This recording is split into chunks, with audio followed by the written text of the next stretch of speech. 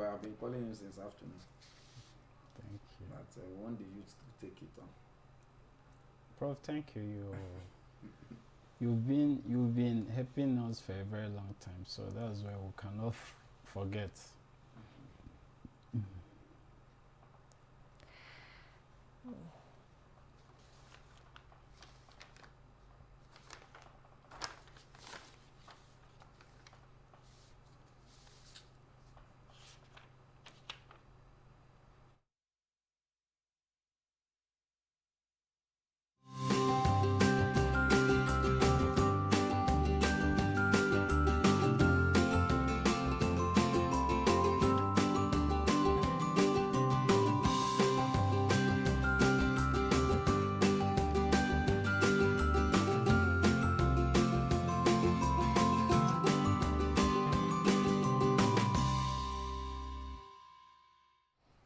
As we observe World Bee Day each year, awareness is raised on the essential role bees play in keeping people and the planet healthy, while acknowledging the possible challenges this area of nature is faced with.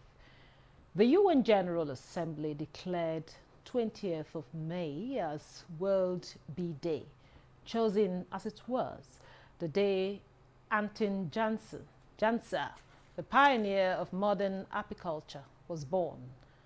Anton Jansa came from a family of beekeepers in Slovenia, where beekeeping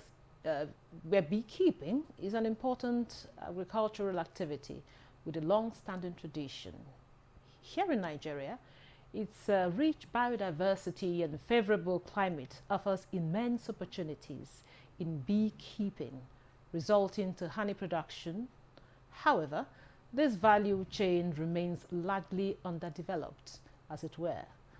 The program today will take a look into the various aspects of the bee value chain, from production and processing to marketing and distribution. It will also highlight the numerous benefits that the bee industry can bring to Nigeria's economy, including job creation, rural development, and environmental sustainability. Importantly, we'll focus on the role of young Nigerians in this flourishing sector. The youth can drive significant advancement in beekeeping practices, product diversification, and market expansion by enlargement in this sector. They not only secure their futures, but also contribute to the nation's economic growth and food security. In recognizing the pivotal role youth can play in addressing challenges bees and other pollinators are faced with, World Bee Day 2024 focuses on the theme, Be Engaged with Youth. This theme highlights the importance of involving young people in beekeeping and pollinator conservation efforts, recognizing them as the future stewards of our environment. Well, these we'll be looking at shortly when we introduce our guests. Thanks for joining us. I am Eucharia Clinton. Welcome to Nigeria Today.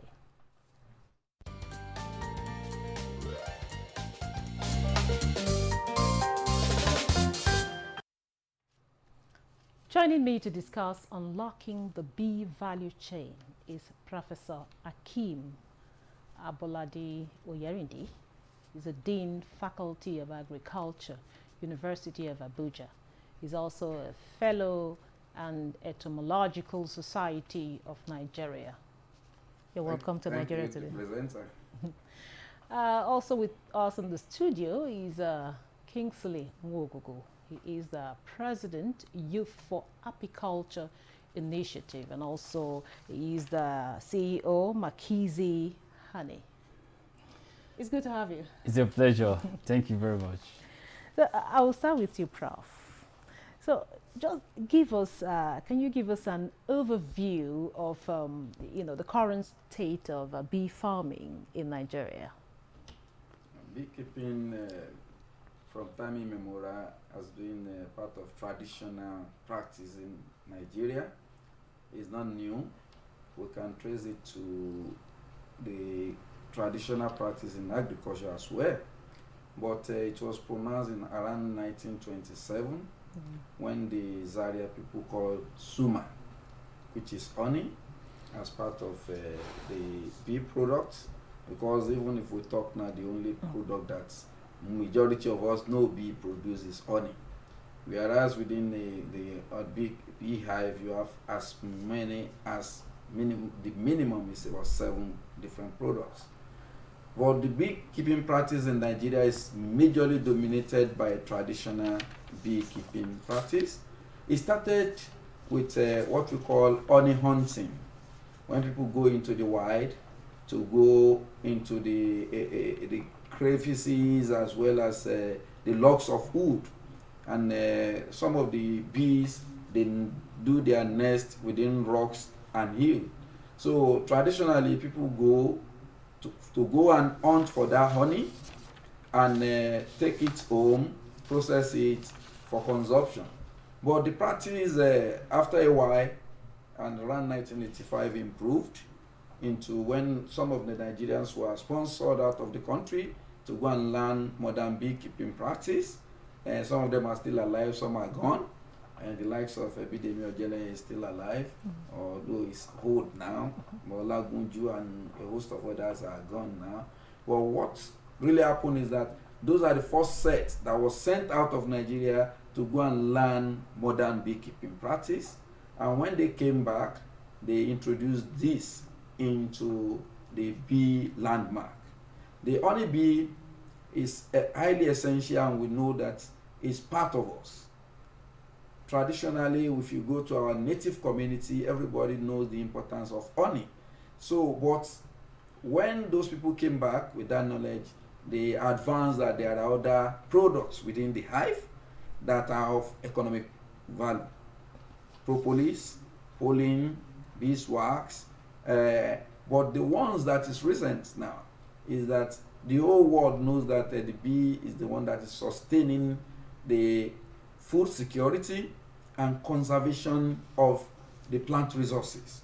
Because they are the one that engage in pollination services that give us, that guarantee us having food on our table. Okay. So that new dimension came up now when the new set of people from 1990 to date now engage in modern beekeeping to follow suit, so that it now becomes, in the recent time, it has now become beepreneurship or beekeeping business. Prof, I'll have to stop you at this point, because I know you have quite a lot to unload. Now, I'll bring in Kingsley here. This year's theme is focusing on the youth. I'm looking at you, you are a youth. You're already into the business. So tell us about it. How lucrative is beekeeping? I'll use the words of Prof here. Beekeeping, how lucrative is it as a business venture for young Nigerians? Thank you very much. It's quite a very great opportunity, and this year theme favors the youth. This is what we've been advocating, because we've been in the business. You know that agriculture is seen as a primitive venture, and you find out that most young people, they don't want to go into it because they're seeing it as it's not a business. We've gone to the school, we've learned, we started to make it a business. So we've gone through all the areas of entrepreneurship in agriculture. Then we find out, we get to beekeeping, we find out, we call it doing well. And abandon on you well. Why is that? The reason is that beekeeping is, I would tell you, is only the major agricultural enterprises that you don't need to buy the bees, you don't need to feed them, you don't need to buy drugs. But these micro livestock, indispensable micro livestock, will give you real money that you don't spend much to get. So it makes it to be more lucrative. And not only being more lucrative, is a scarce product that everybody in the world are looking for. And here in Nigeria, we have the abundance, we have the potentials, and our environment are still natural. So, and we have the bees in abundance. Only thing you need to do is just to get trained. Once you are trained, you get the wood, construct the hive. Once you construct the hive, then the bees natural. You apply the attractant. Naturally, the bees will come in and start giving you money. You know, as Prof said, not only is honey that is more common, we have propolis, we have pollen, we have royal jelly, we have beeswax, we have bee venom. The venom is this thing that people are scared of, but it's money. Because if you come to my farm and bee stings you, you pay. You're not going free of charge. Because the bee itself, research has shown the bee venom has a lot of medicinal value that improves the inflammatory diseases and boosts the immune system. So the bee stinging you, the bee stinging you is really giving her life and improving your own life. Seriously. Also. So everything about bees, even the bees say you sell bees, so it's money. But I find out that it's been area that have been looked down on and trampled on, but people don't know that they're sitting on a premium good that gives them money. Okay, I'll stop you right there. So we'll come back to Prof. He has said quite a lot of things that even if you get stinged, because that was the place I was at. That's my own fear. You know, probably that is why a lot of persons would not want to go into it, because of the bee sting. Now, Prof, tell us, what are some of the challenges, you know, that people face in beekeeping, especially the young Nigerians, and how can they, you know, address these challenges? Now, I would love to start from the benefit of the bee sting, because majority of us, what we run away from is the sting. And that is the most effective way of treating some of the ailments. I know so many people that have stroke that got recovered with bee sting.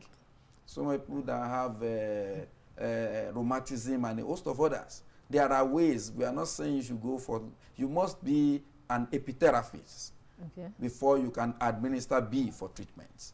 Even in the developed plan, like US, Canada, and a host of others, they have bee venom therapy, that they use that to treat some ailments. And the venom, 1 gram, if we Google 1 gram of venom, is highly exorbitant in terms of price. And when people talk about honey within the hive, we don't see honey as a premium product within the hive. Because I was looking only at honey. Because when you talk about bee, the first thing that comes to mind is honey. Because to us, honey is giving the least return on investments in the beehive. In the US, the pollination services alone give millions and trillions of dollars to bee farmer. What you just need to do is to bring your hive to people that have plantation, that have orchard. You put your hives there, they pollinate their plants, you take your money. You return your products. But it's a win-win situation, because you will have bumper harvest, the beekeeper will have bumper honey and other hive products. Because as they are taking the pollen, they convert it, pollen and nectar, they convert that into honey, propolis, and a host of other products. So why the farmer will have a bumper harvest? Because the honeybee, the science has proved that the honeybee is responsible for 80% of entomophilous pollination. Meaning? What is entomophilous pollination? Is insect-based pollination. And most of the pollination that happen, insects are responsible for majority of the pollination of our crops or plants. So when you now have bee resources that you can take to your orchard, to your plantation, you produce more. So within that concept, everybody within that clan protect the bees. They don't kill the bees. And the bees are too, so the economy of beekeeping, like the way I look at it and the way it is that when you talk about apiculture, value chain, you start from input, that's production of the hives and smokers and a host of other equipment. You go to production, which is when you set up your hive. You go to processing. You go to storage, marketing. Within those value chain, each and every one, we have some individual. You don't need to be jack of all trade by being on all part of the value chain. You can choose. I know I have some of my trainees that are only into production of hive. They don't do honey. They produce hive. They sell hive to people that want to start their own bee farm. There are some of them that do smoker. For what? To gain the economy instead of going to go and start a farm. So how they do smoker, they sell the smoker. Okay. Hive tools, there are so many. Some of them are into just sewing the bee dress, which we use to protect ourselves, and gloves and a host of other things. So the beekeeping is on its own. I think that was what I raised this morning. The beekeeping on its own cannot be subsumed under agriculture. That's the bone of contention now. Apiculture itself is an area of study that can stand alone. And I raised that the Ministry of Agri should have a department of beekeeping. Thank you very much, Prof. We'll still give you more time to talk, but right now we'll take a breather here and listen to some Nigerians, on the subject matter as put together by Thomas Ogbetere. Don't go away.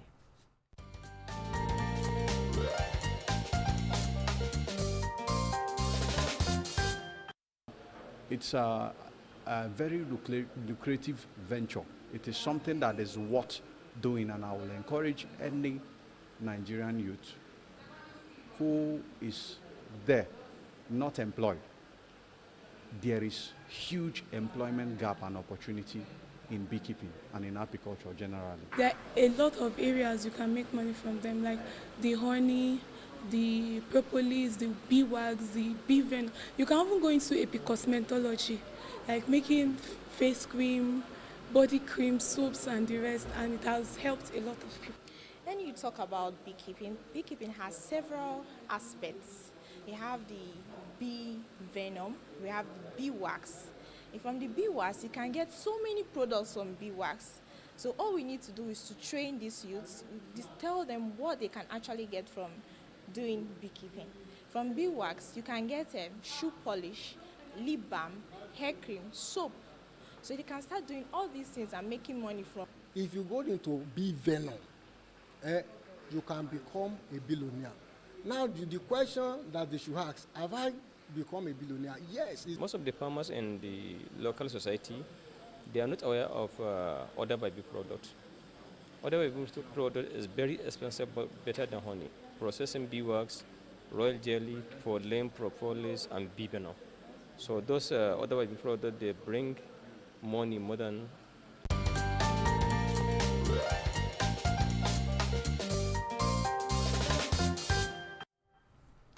Welcome back. In case you're just joining us, this is Nigeria Today, and we are talking about unlocking the bee value chain. And of course, I have two gentlemen here in the studio, one prof, that's one youth.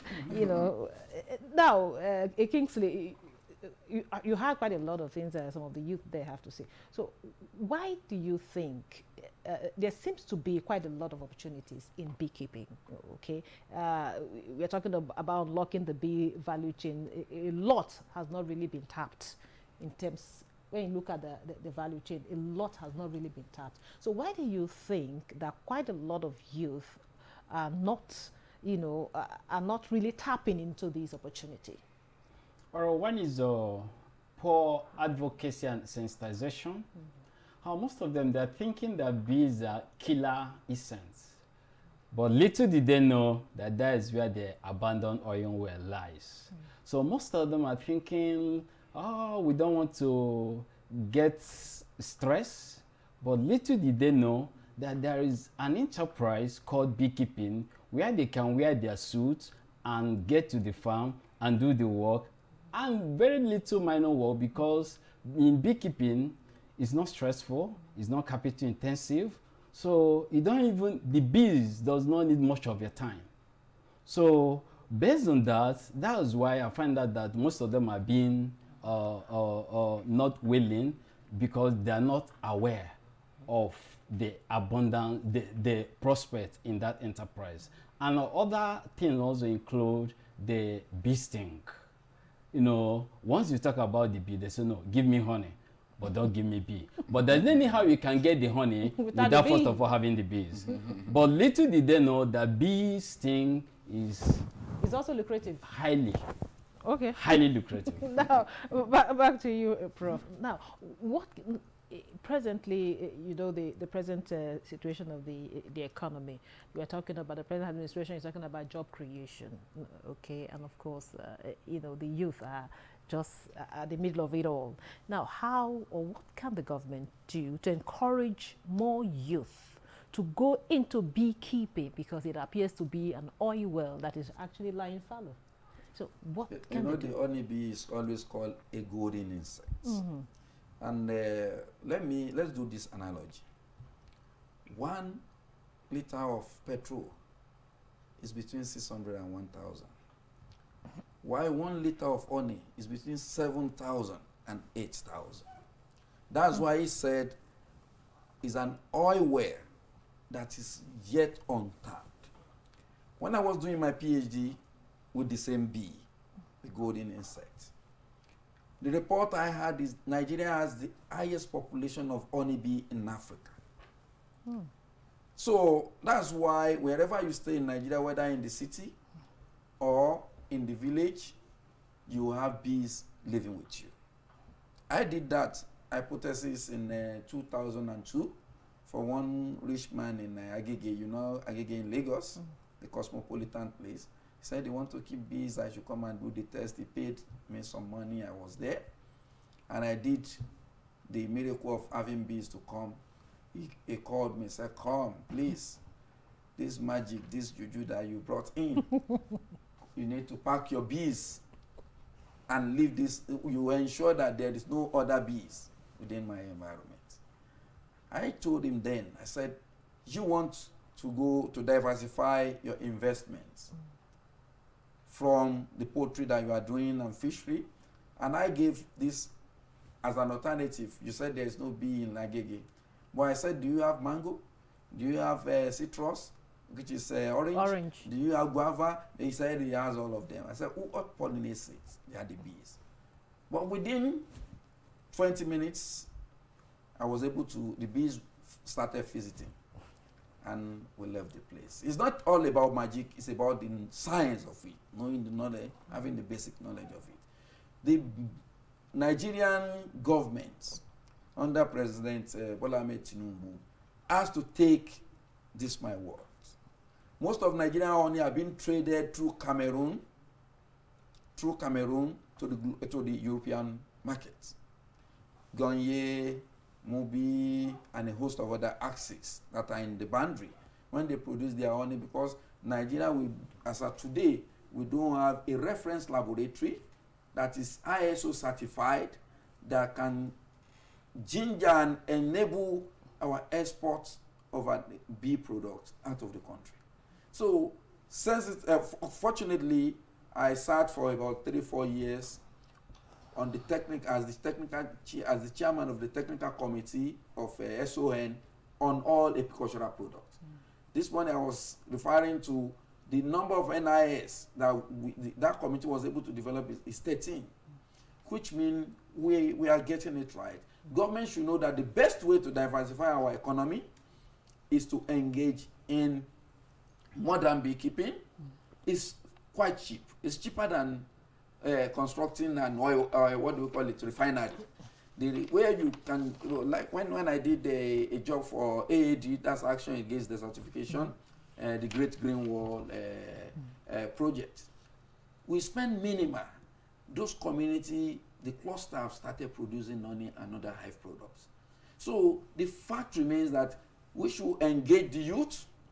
Training in beekeeping is cheaper than other training. If we train them along the value chain, we empower them. Having them within the starter pack, the major focus of the government is to diversify this economy and now gain international markets. And like what I said in the morning jokingly, that Nigeria have the largest market in Africa. We're over 200 million people. You're not wrong. Even if we can satisfy the 200 million people with our big products, before we give access to outside world, we have an enabling market. So, but what we need is, the youth are young, they are ready. In fact, what I see in the youth for apiculture platform is that we now have new set of people. When we started, then everybody's running. Do you want to die? Why are you going for something that is so dangerous? But now they've forgotten that some people in the zoo are keeping lion, are keeping leopards, and a host of others. Bees are so friendly. I like what I told them. I've been living with bees in my house, and really? We're having a good time together. Thank you very much. Well, on that note, wrap up today's episode of Nigeria Today. A very big thank you to Professor Akeem Oyerinde. He's the Dean Faculty of Agriculture, University of Abuja. He's also a fellow at National Secretary, Entomological Society of Nigeria. Thank you so much for your time and your contribution. Yeah. And also we had Kingsley Nwogu, who is the President, Youth for Apiculture Initiative, and also the CEO, Makizi Honey. Thank you very much. It's my pleasure. Thank you so much. Thank you for being part of the program. Don't forget, Nigeria Today is weekday at 7:30 p.m. on NTA News 24. You can also check out this episode and others on www.youtube.com/NTA News 24 Hub. Once again, thank you for watching. I am your carrier, Clinton. Goodbye.